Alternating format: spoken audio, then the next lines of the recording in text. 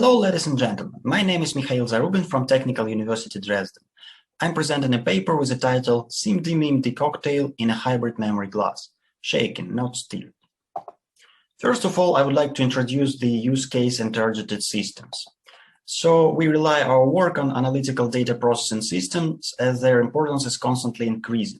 This happens due to the ubiquitous digitization throughout all aspects of social life. So the amounts of stored and processed data are ever growing. Such analytical systems impose two major requirements. First requirement is responsiveness. So it is expected that data processing is done in an interactive way, like it happens in online dashboards. And the second requirement is parallelism. It is expected that such systems are accessed by multiple concurrent clients simultaneously. That is perfectly true also for online shops. Such analytical data processing systems work on the columnar data format and use it for data processing. That means that all values independently of the actual data type are mapped to the sequences of integers. Then these sequences are placed in byte addressable memory. That's also known as in-memory processing paradigm. And finally, to obtain analytical results, the queries are expected to be executed over such columns. And the query here is the sequence of elementary operators, while most systems follow the operator at a time execution model. Let's have a look at a simple example on the right. So assume our client sent a query in the form of a SQL request. This query is translated into a query execution plan that represents the sequence of elementary operators. And finally, this sequence is executed by our computational cores. To provide support for parallelism, modern data analytical systems rely on multiple instruction, multiple data paradigm. There are two major flavors typically deployed in such systems. First one is intra-operator parallelism, and here all the data columns are partitioned into chunks, and every chunk is processed by its specific thread. The second approach is called inter-query parallelism. Here, the complete query is encapsulated by the specifically devoted MIMD thread.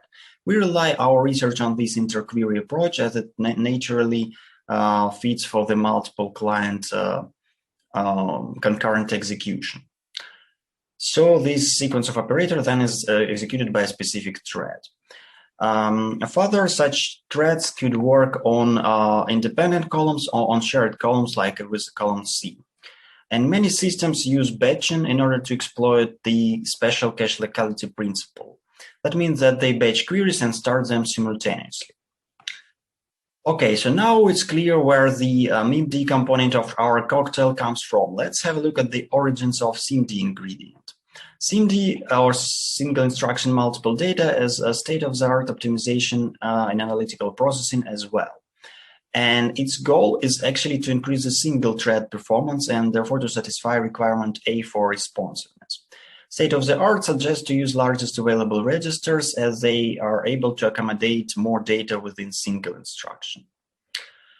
Now we are coming to the challenge that we are tackling in this paper. So we just saw that both SIMD and MIMD are indispensable to achieve the highest performance in analytics, and both are well known.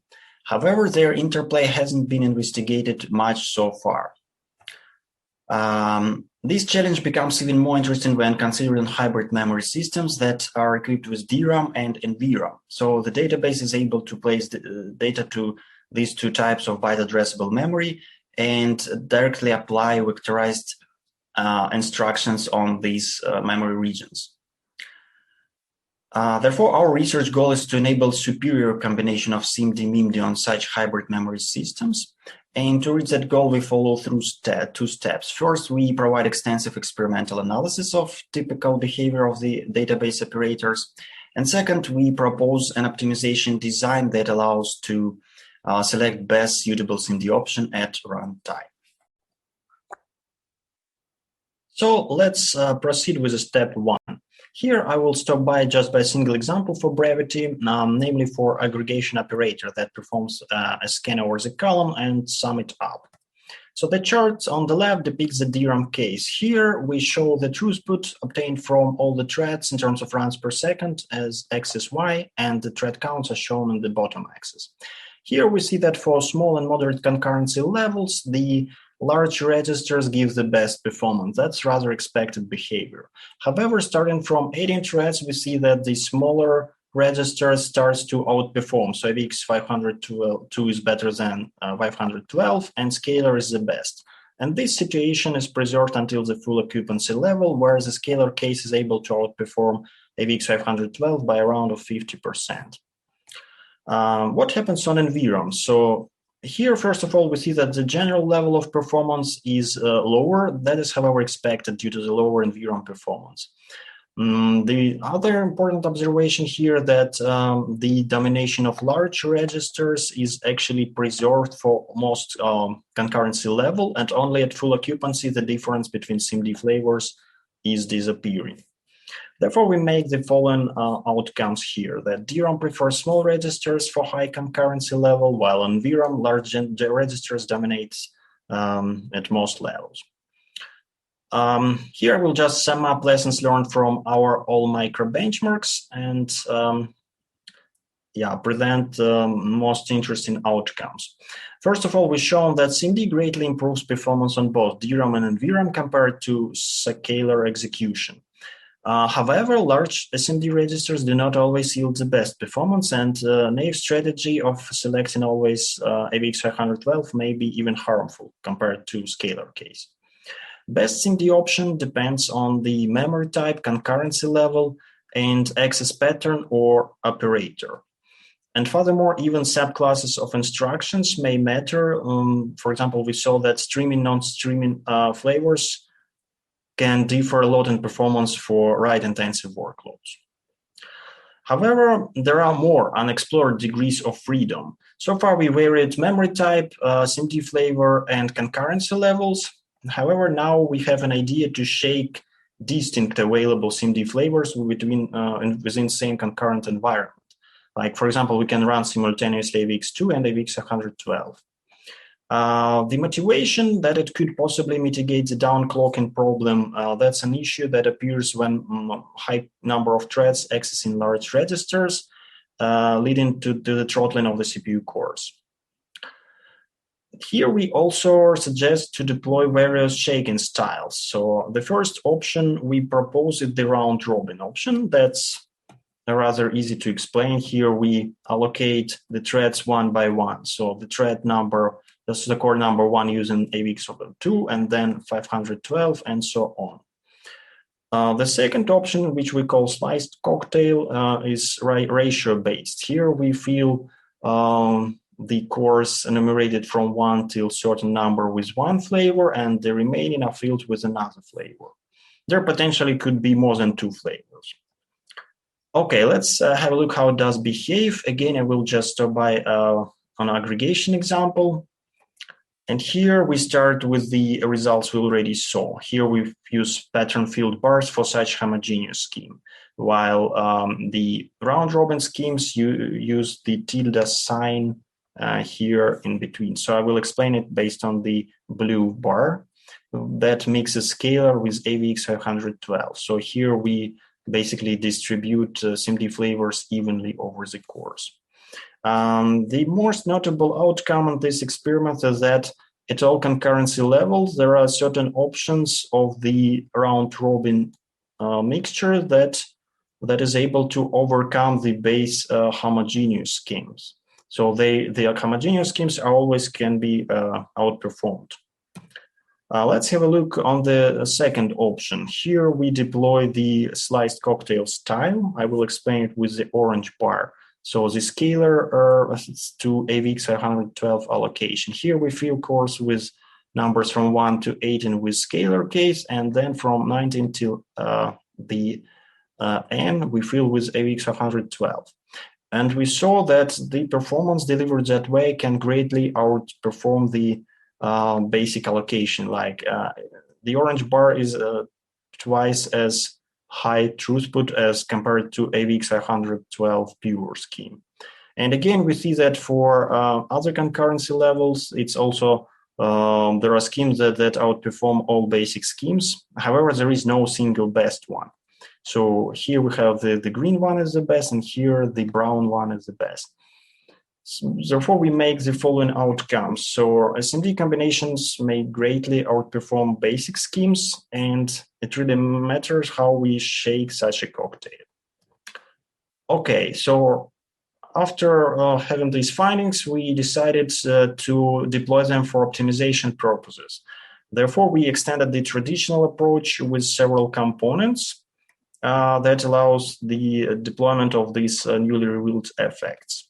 First of all, at calibration phase, we suggested we collect the profiles of elementary database operators for the variety of SIMD options. Then at online time, we perform the selection or decision-making based on the dominating operator within query in order to vectorize it in the most optimal way. And then we use profiles for that and online information. And then finally, we allocate respective SIMD flavors over the cores and access either DRAM or NVRAM data. Let's have a little bit deeper look on how it is implemented. Profiles follow the tabular format. So such a table is expected to tell us how we should allocate our SIMD operators over the cores. So here we use a scalar case for cores from 1 to 18 and AVX112 for cores from 19 to 24. That is obtained per such a combination on top. Then we also expect that there is a precompiled library of meaningful SIMD vectorized operators. So it's only required to implement a single SIMD version, then it could be specialized automatically, as shown by recent research. Having that, at online, we are able to perform online switch for dominating operator as it gives the highest impact on the overall throughput.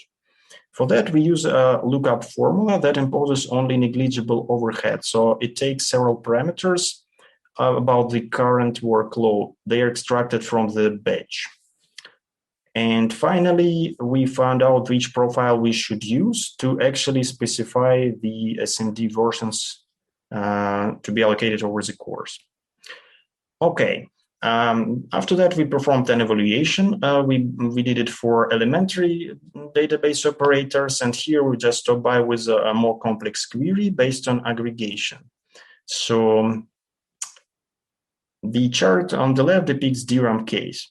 Here, the green arrow shows the best reachable performance, and the red arrow shows the chosen by our model approach.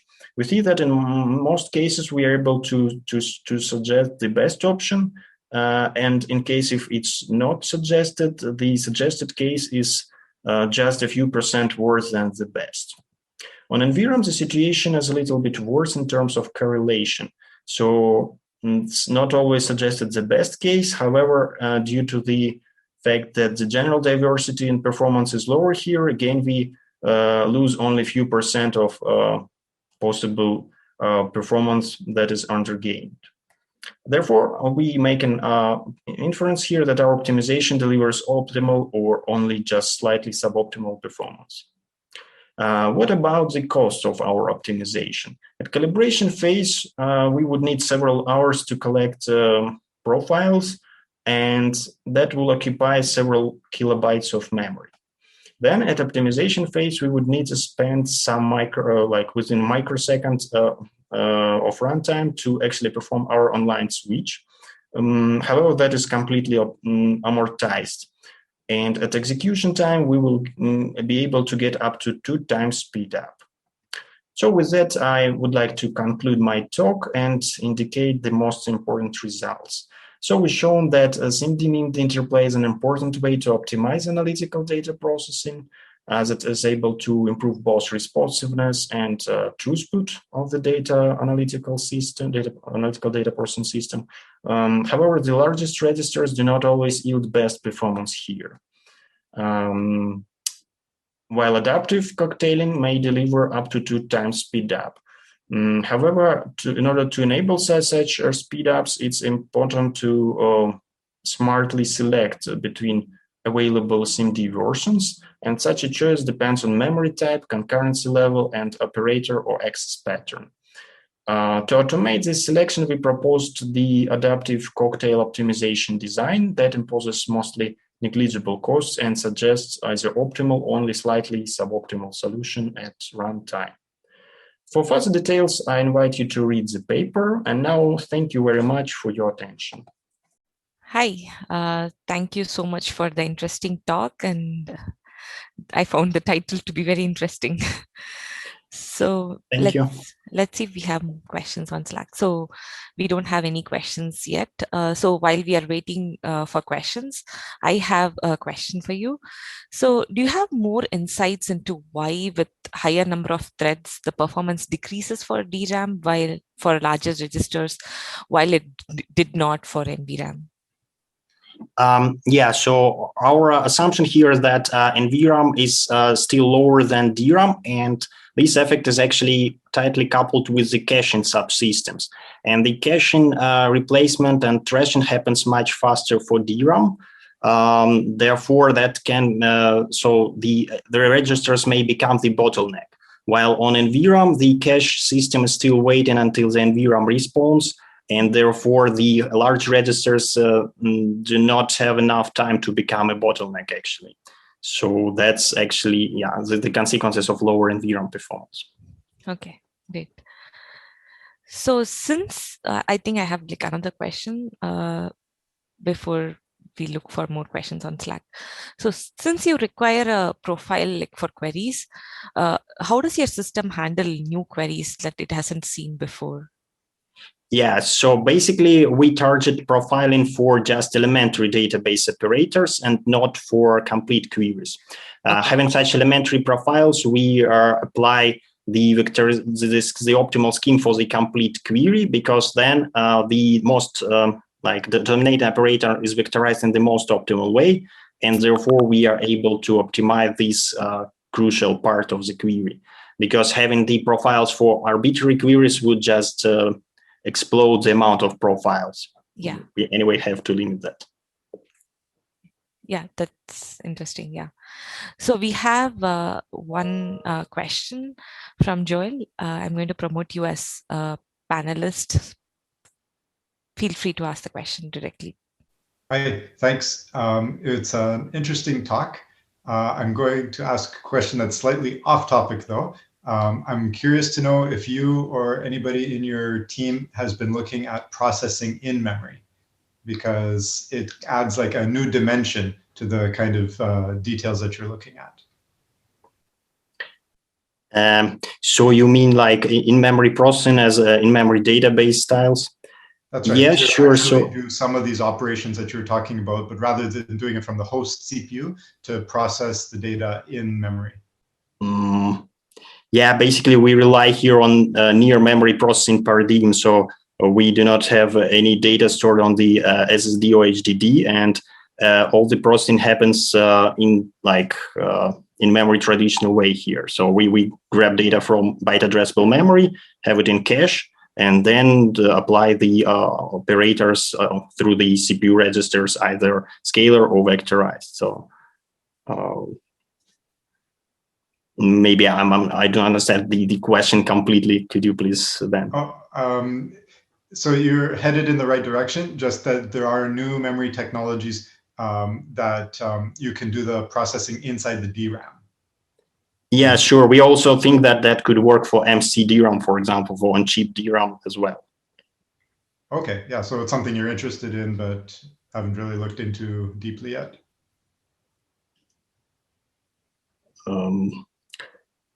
Yeah, sorry. So here we just provide experience for NVRAM and DRAM, but yeah, our approach potentially can deploy with other memory types which are byte addressable. Yeah. Cool. Thanks.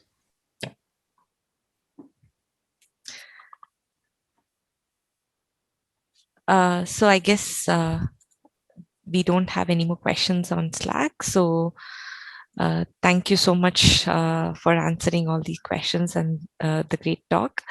If you have more questions, please feel free to post on Slack, and I guess the authors would be more than happy to answer those questions offline.